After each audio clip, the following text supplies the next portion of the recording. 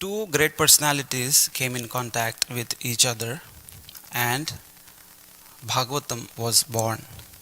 So these two great personalities, the person who is receiving the knowledge is Parikshit Maharaj, and the spiritual master, the person who is giving the knowledge, the speaker is Shukadeva Goswami. Both are great personalities. Both are pure devotees. And it appears that the receiver, Parikshit Maharaj, he appears to have already seen Krishna when he was in the womb of his mother, Uttara. So we know the story that when the battle of Kurukshetra, when Mahabharata was over, everybody from the Kaurava side, they were killed, including all the Kauravas.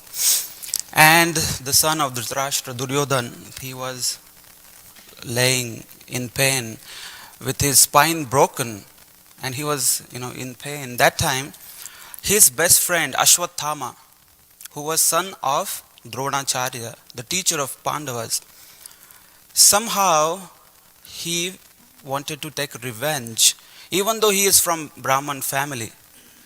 By birth, he is coming from a very great lineage. He is coming from the dynasty of Brihaspati, who is the spiritual master of demigods. So Brihaspati's son is Bharadwaj, who is also a very great renowned person. Bharadwaj's son is Drona, and Drona's son is Ashwathama. So he is coming from a great lineage, but he is performing heinous act.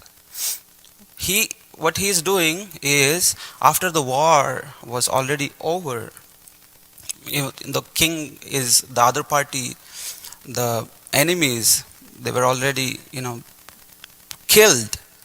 Duryodhan is finished. Still, just to take revenge, he killed the 5 sons, the next generation of Pandavas. He killed them in their sleep while those children were sleeping in the tent.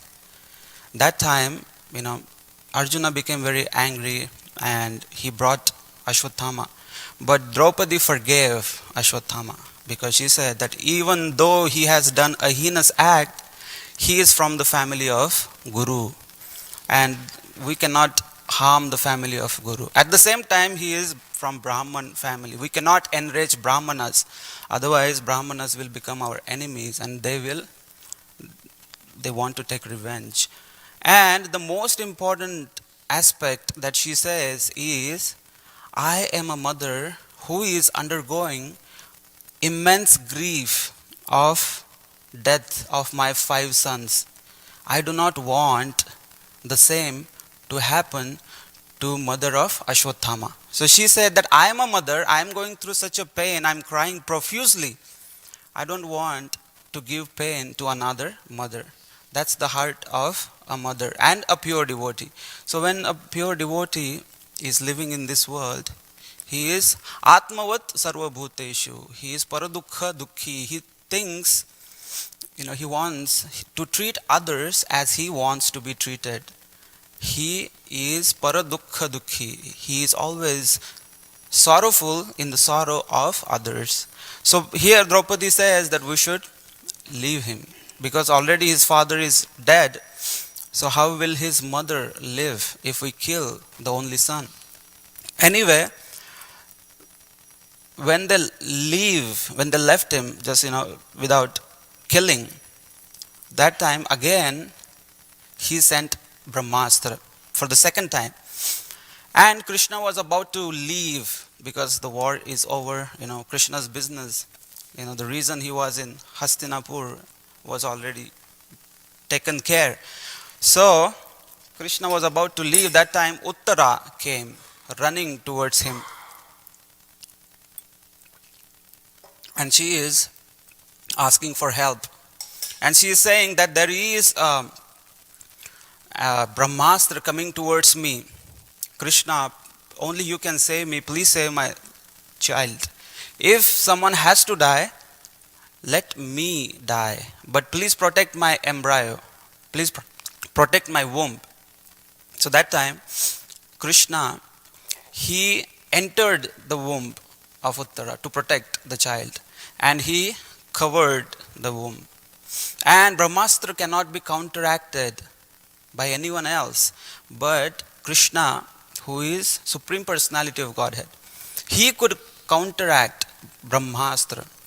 And funny thing is, in that dark womb, Parikshit, just even unborn baby, he is looking at a person who is coming to save him.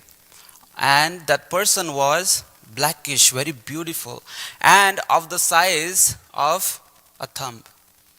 Only this little personality came, and that person protected him. So when the child came out, he was always looking at every person, thinking, oh, is that the person who saved me when I was in the womb of my mother? Is that the person? And that's why his name became Parikshit. Parikshit means the one who always examines or examiner. So, at the time of birth, their family priest, Dhaumya, he gave the name to the child as Vishnurat. Vishnurat means this child has already been protected by Lord Krishna himself.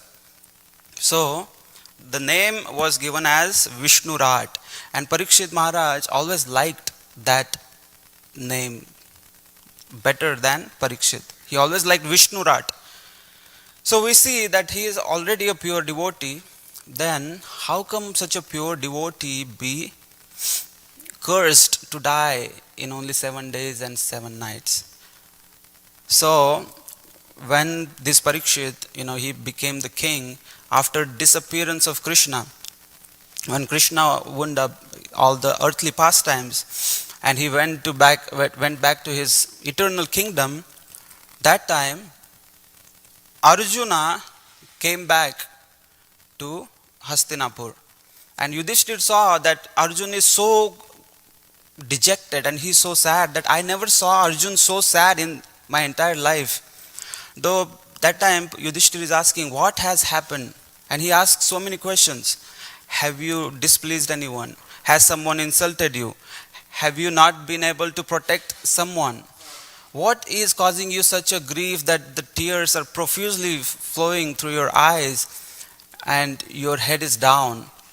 So that time Yudhishthir could understand the only reason Arjun can be so much in pain is that our dearmost Krishna has left this world. And we see the next verse, Krishna swadhamopagate dharma jnana adibisa. So when Krishna left this world, dharma, religiosity, and jnana, knowledge, and all the good qualities, all the virtues, they also disappeared from this world. And Yudhishthir Maharaj could see that the people in general, they were becoming very immoral. So when Krishna left, Krishna also wanted to make sure that when he leaves the world, he wanted something to represent him. That's why, Bhagavat also means that, the personality of Godhead. So there is Vyakti Bhagavat, the person Bhagavat, who is also pure devotee, who is, and there is book Bhagavat. So when this baby, Parikshit, he became younger, that time he was crowned to be the emperor. He became the emperor of the entire world. And such great person that he was Samrat, he was Chakravarti Samrat, like he was actual the king of all the kings. He was the emperor, the ruler of the entire world. And it was predicted that he will be as good as the king Ikshvaku, who was the son of Swayambhu Manu. And at the time of birth of Parikshit, it was predicted that he will be as good as Lord Ram. So we always have a question, why would such a pure devotee, why would he be, he was put into such a difficult situation that one day he was hunting. He was on a hunting spree. That time he was very thirsty and parched, and he went in the search of water, and he saw that there was a rishi. He entered that ashram, the hermitage of Shamik Rishi. But that Shramik Rishi was busy in meditation, so he did not receive the king properly. And there was no one to receive Parikshit. And being thirsty and parched, Parikshit thought that, this is like a dead reception. No one is here to, receive me properly. So he saw that there was a dead snake laying on the ground. He took the snake and put it around the neck of Shamik Muni, who was engrossed in meditation. Now, Srila Prabhupada in the purport, he mentions that there is no question of a pure devotee like Parikshit to become affected by these material qualities like thirst or being parched or tired. So people may say that, oh, he was thirsty or parched, and that's why he got bewildered and he did that act. Prabhupada said it's not possible for a pure devotee. Pure devotees are dhira. They are very tolerant. They can tolerate all kinds of these kind of things. Then why would he do this? So that time Prabhupada always he mentions that it is impossible for Parikshit to do such an act. It is impossible for Parikshit to do this. And then Prabhupada mentions, therefore it has to be the will of Lord Krishna. So this act of Parikshit, when the son of Shamik Muni came to know, Shringi, that he came to know that my father was disrespected like this. So he cursed that you will be bitten by a snake, Takshak, at the end of 7th day.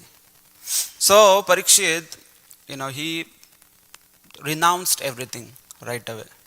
So that is also a very good lesson that for a pure devotee, they are aloof of all the material, all the material contamination or even all the material attachments.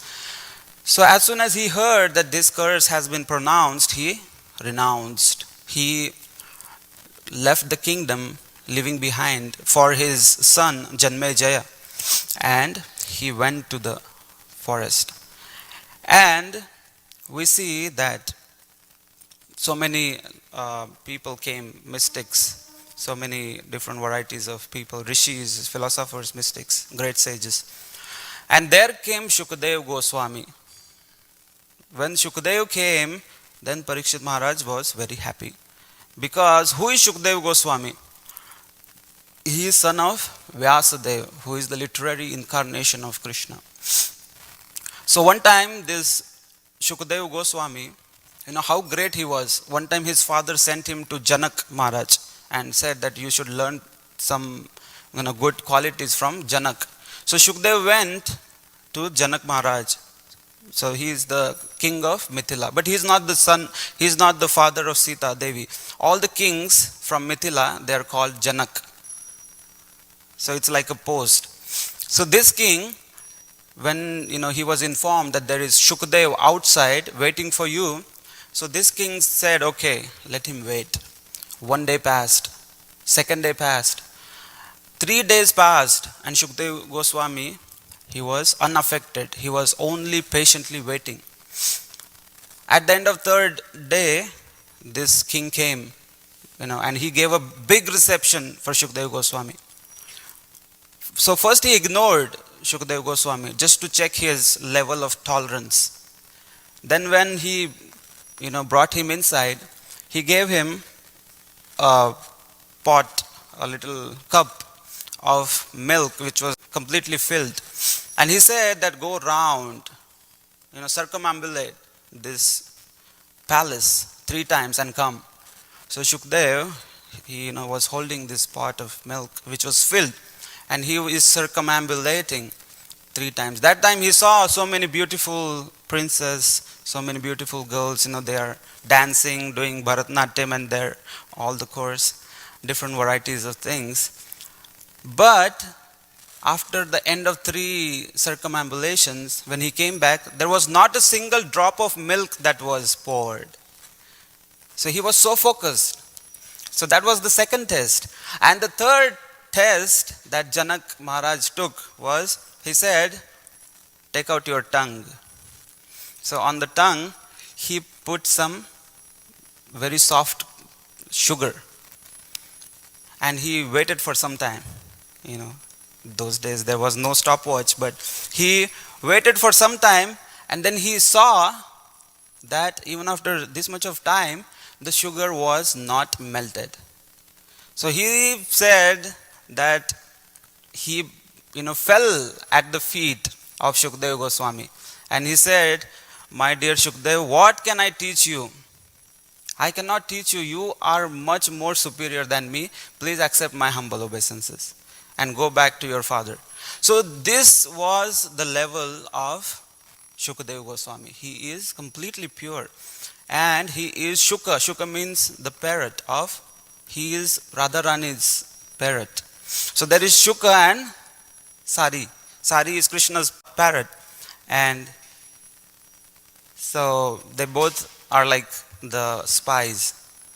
And they always help Radha Krishna for their pastimes. So as soon as the discussion began, Shukadeva Goswami was requested to give the knowledge of Bhagavatam. So the first question Parikshit Maharaj is asking is not that, oh, this rascal, this little boy of a Brahmana, he cursed me. Tell me how can I counteract the curse. No, he did not care, because he is a pure devotee. He did not care about that. He asked only one question, that Atha Purchami Samsiddhim Yoginam Paramam Gurum Purushasyeha Yat Karyam Riyamanasya Sarvata. What is the duty of a person all the times? And what is specifically the duty of a person who is about to die? So Srila Prabhupada mentions that the second question is more important, because the second question is for every one of us. Every one of us can die at any time in this material world. Padam padam yat na vipadam. Everywhere padam padam vipadam natesham. At every step there is danger. At any time death can come. Rather, Parikshit Maharaj, he is more fortunate that he knew that this is the time I am going to leave my body. So like Krishna says, that what is the actual final exam of death? Antya kale cha mam eva smaran muktva kalevaram. How to solve this difficult question? How to break off this cycle of birth and death? At the time of death, whoever will remember Krishna, he will surely go back to Krishna's abode. So, in response to this question, Shukadeva Goswami, he gives the answer as, first he became very pleased that he is not asking some foolish question.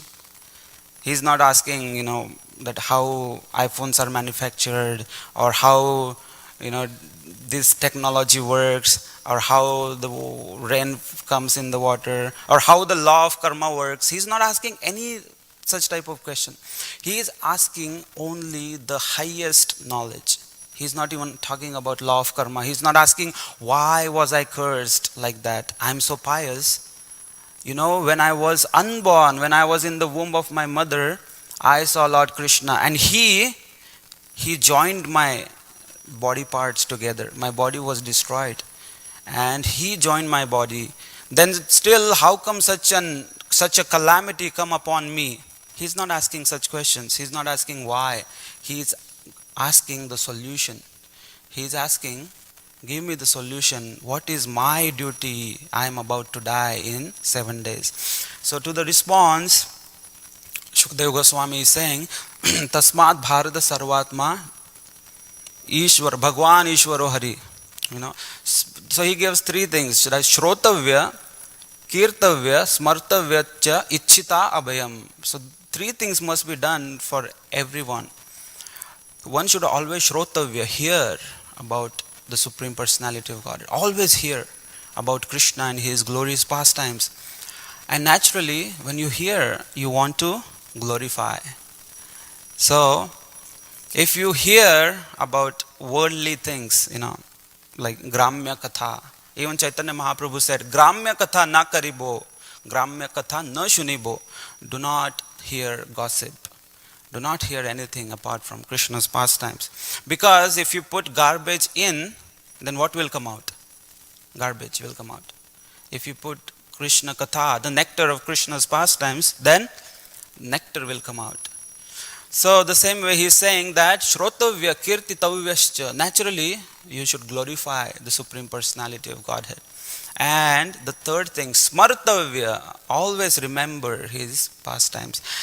Whoever desires fearlessness, he should do these three things. Hear about Krishna, glorify Krishna, and remember Krishna.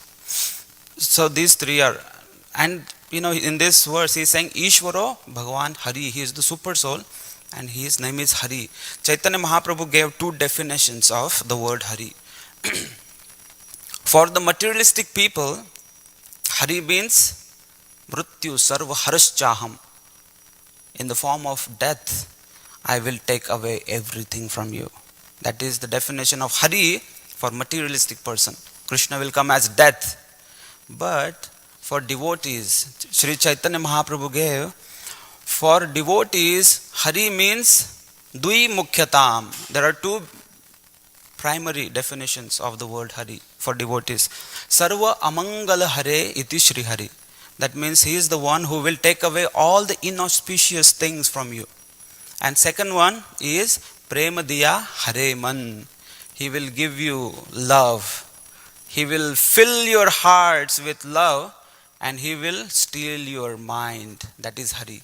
So he gave these two definitions. So Srila Prabhupada is mentioning that when we are hearing about these pastimes of Krishna in the form of Srimad Bhagavatam, we should make sure that we are hearing from the right source. We should hear from the bona fide representative of Shukdev Goswami or Suta Goswami. The knowledge must be heard from parampara, from the disciplic succession. Otherwise, the knowledge may be altered or changed and you may not get the same nectar